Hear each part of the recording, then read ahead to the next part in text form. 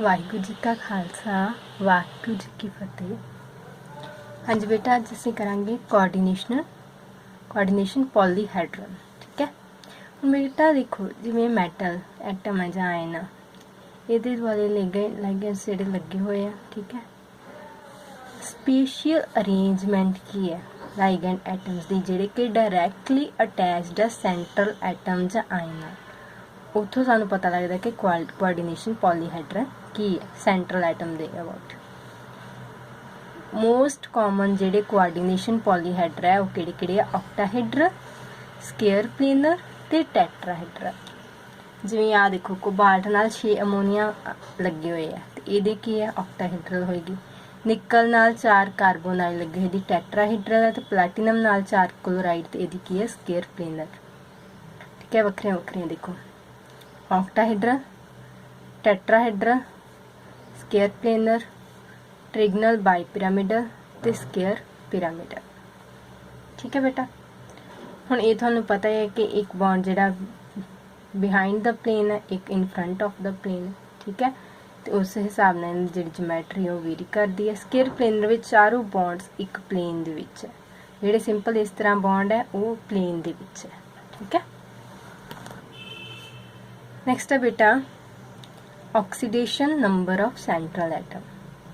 Oxidation number जिहड़ा बेटा central atom का हुंदा किसी भी कॉम्पलैक्स दे विच, इहनूं किदां डिफाइन कर सकते हैं कि कितना चार्ज होएगा सेंट्रल एटम ते।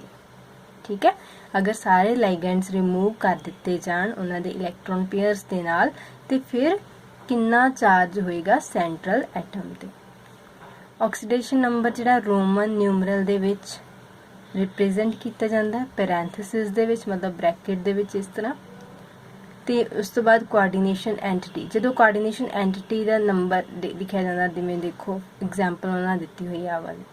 ऑक्सीडेशन नंबर आप कॉपर का दसना, ये कितना कॉपर का मनो एक्स, साइनाइड का कितना होंदा -1 multiply by 4 is equal to total कितना -3। एक्स कितना आ गया -3 + 4, एक्स कितना आ गया +1। +1 इनू किदां लिखना है, मैटल का सिंबल लिख के पैरेंथेसिस दे विच रोमन दे विच 1 लिखना। ठीक है, नैक्सट है बेटा homoleptic and heteroleptic complexes. Complexes in which a metal is bound to only one kind of donor groups. सिर्फ एक ही तरह के 6 ਦੇ 6 अमोनिया लगे हुए हैं, इन्हों कहने होमोलैप्टिक कॉम्प्लेक्सेस। पर ਉਹ ਵਾਲੇ कॉम्प्लेक्सेस जिन्हां विच मैटल बाउंड किया गया होया एक तो ज़्यादा किस्म के डोनर ग्रुप्स नाल, जिवें ये वाला क्लोराइड आयन भी लगे, अमोनीया भी लगे, इनू कहना हेट्रोलैप्टिक। क्लीयर बेटा, नैक्सट है बेटा nomenclature of coordination compounds. Nomenclature तुसीं ऑर्गैनिक कैमिस्ट्री च भी कर लियो। ठीक है, कोआर्डीनेशन कैमिस्ट्री विच भी इंपॉर्टेंट है क्योंकि मतलब उस तरह जे आपां इदां ही फार्मूले डिस्क्राइब करी जाइए जां सिस्टमैटिक नेम्स इदां तो नहीं दस सकते ना, प्रॉपर एक रूल्स रेगूलेशन फॉलो करके ही उन्हां दे आपां नेम्स जिहड़े आ वो दस सकते हैं। ठीक है, तो ये भी IUPAC international union of pure and applied chemistry द्वारा जिहड़ी है ये फार्मूलेस ते नेम्स दे अकॉर्डिंग मतलब किस तरह किहड़े रिकमेंडेशनस आ उन्हां दियां किहड़े पोस्टुलेट्स जिन्हां दे अकॉर्डिंग आपां नेमिंग कर सकते हैं। सब तो पहला formulas of mononuclear coordination entities. बेटा फार्मूला किसी कंपाउंड का एक शॉर्ट हैंड टूल है, बेसिक इनफॉर्मेशन प्रोवाइड करता सानू कंपाउंड के बारे। मोनोन्यूक्लियर कोआर्डीनेशन एंटिटीज दे विच एक ही सेंट्रल मैटल एटम हुंदा।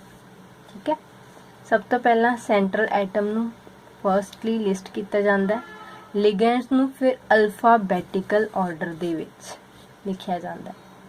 ठीक है, लिगेंड इस तरह नहीं आप लिखते कि चार्ज के अकॉर्डिंगली लिखते, आप लिगेंड नू किस तरह लिखते हैं अल्फाबैटिकल ऑर्डर दे विच। पॉलीडेंटेट लाइगेंड्स नू भी अल्फाबैटिकली ही लिखा जाता है। आप पॉलीडेंटेट लाइगेंड किते ना हेक्साडेंडेट जिवें वो कीता सी EDTA इथिलीन डायमंड टेट्राएसीटेट आयन। इसी तरह बेटा जिहड़ा एब्रीविएटेड लिगेंड है ना, उहदा फर्स्ट लैटर जिहड़ा वो दसदा, जिवें इथिलीन डायमंड आपां EN नाल उहनूं एब्रीविएशन लिखदे सीगे, इहदा जिहड़ा फर्स्ट लैटर है वो दसेगा कि उसका अल्फाबैटिकल ऑर्डर की आएगा, पोजीशन दसेगा लाइगेंड।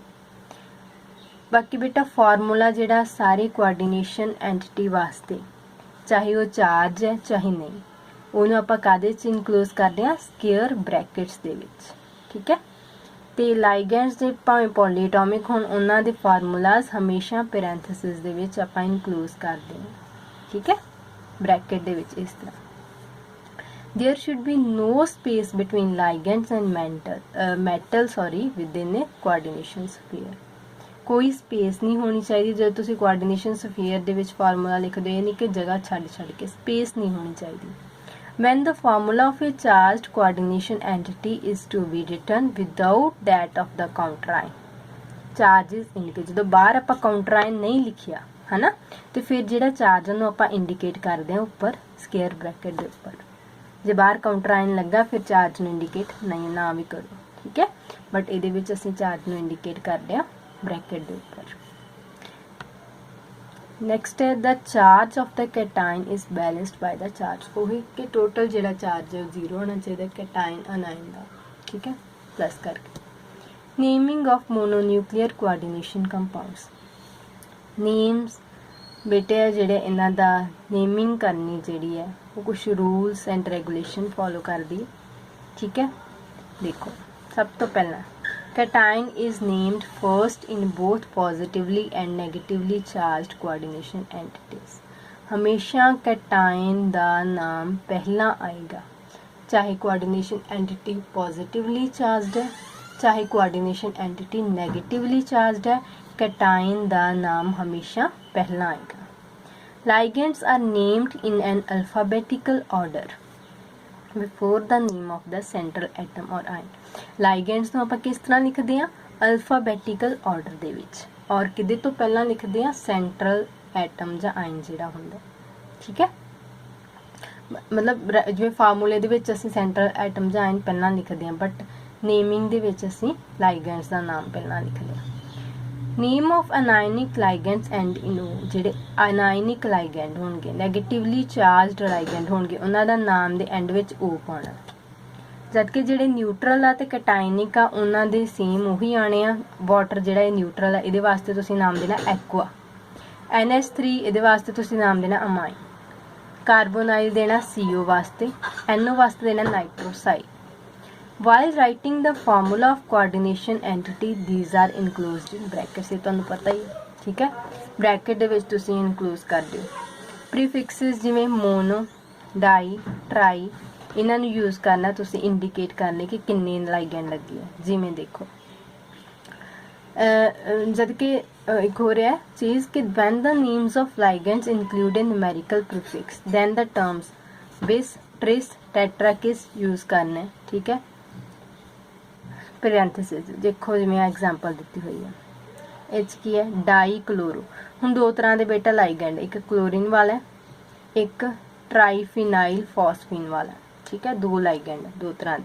आ मैटल सेंट्रल मैटल एटम।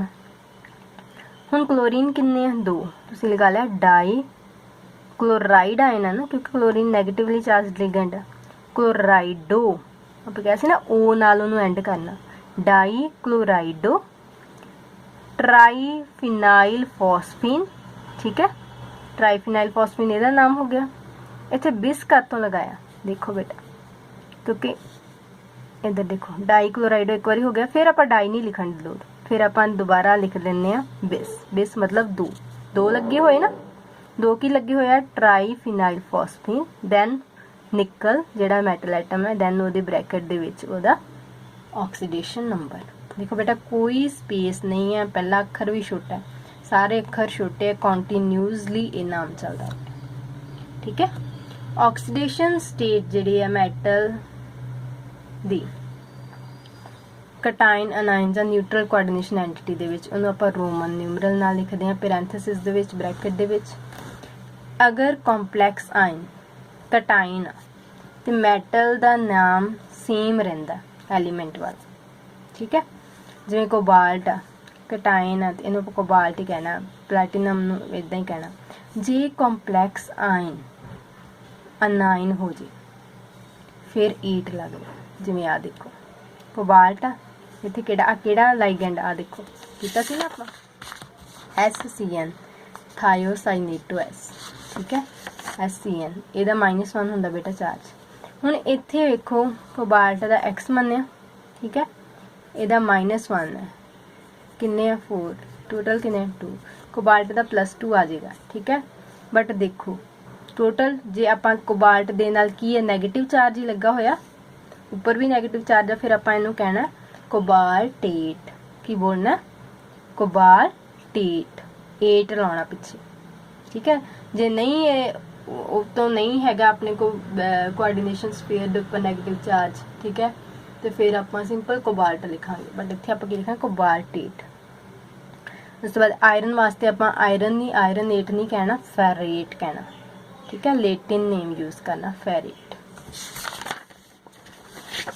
उस तो बाद बेटा न्यूट्रल कॉम्पलैक्स मॉलिक्यूल जिहड़ा उहदा नेम है सेम रहिंदा है कॉम्पलैक्स कैटाइन दे वांग। न्यूट्रल कॉम्पलैक्स मॉलिक्यूल जिहड़ा उहदा नेम सेम रहिंदा है कॉम्पलैक्स कैटाइन दे वांग। हुण देखो जिवें आ वाली एग्जांपल क्रोमियम 3 अमोनीया दे लगे हुए 3 वाटर दे लगे हुए बाहर ब्रैकेट दे 3 क्लोराइड लगे हुए आ तुहानूं पता है काउंटर आयन जिहड़े बाहर लगे हुंदे काउंटर आयन हुंदे जे अगे लगा होए फिर पॉजिटिव हुंदा जे पिछे लगा होए ब्रैकेट दे फिर नैगेटिव आयन। हुण इहदा नाम है देखो दो तरह दे लाइगेंड है एक है अमाइन एक है एक्वा। पहला किहड़ा आएगा अल्फाबेटिकल ए सेम है दूजा अखर देखो M है इत्थे Q है किहड़ा आएगा पहला M वाला पहला आएगा। किन्ने अमोनिया ट्राई अमीन ट्राई एक्वा 3 ही वाटर है। क्रोमियम ठीक है क्रोमियम की ऑक्सीडेशन स्टेट कर दो बेटा X है मनो अमोनिया की 0 × 3 वाटर की 0 × 3 ते क्लोराइड की -3 इज इक्वल टू 0। सो किन्नी आ गई साडे कोल X इज इक्वल टू +3 3 वो लिखे ब्रैकेट दैन पिछे की लगा क्लोराइड। हुण देखो बाहर 3 क्लोराइड लिखे आ तुसीं ये नहीं कहना कि असीं बाहर ट्राई क्लोराइड लिखना बाहर ले जिहड़ा काउंटर आए ना वो जिन्ने मर्जी लगे हुण तुसीं सिंपल उहदा नाम लिखना बस। Complex ion is inside the square bracket ठीक है जी which is a cation okay. Amine ligands are named before the aqua according to alphabetical order. There are 3 chloride ions in the compound. The charge on the complex ion must be +3. ਆਪਾਂ ਕੱਢ ਲਿਆ। From the charge of the complex ion and charge on the ligand, we can calculate the oxidation number of the metal. ठीक है। उस तो बाद in this example, all the ligands are neutral molecules. Clear है? Therefore, oxidation number कितना आ गया? हुण देखो एक इन्होंने बेटा होर गल कही जेड़ा बाहर साढ़े को चार्ज है ना काउंटर आयन का -3 चार्ज है ना तो यदा -3 होगा तो टोटल कॉम्पलैक्स का कितना होगा ब्रैकेट के उत्ते +3 ठीक है तां ही न्यूट्रल होया सारा।